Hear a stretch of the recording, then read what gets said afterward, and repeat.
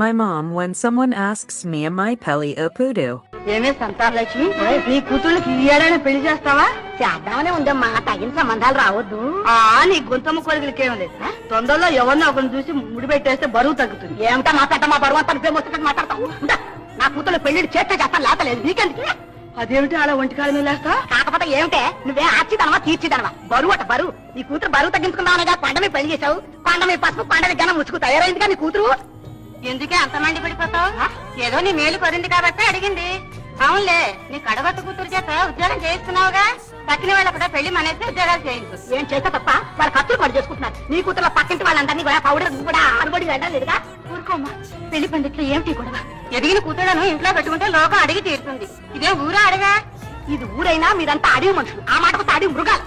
మీలాంటి వాళ్ళు వచ్చి పెళ్లికి రావడం తప్పు, ఇక్కడ రావడం తప్పు నాది. పదండి పదం. బాగా ఉండదమ్మా, చూసి పోదాం. అయితే మీరు ఉండండి, నేను ఒక క్షణం కూడా ఉండదు.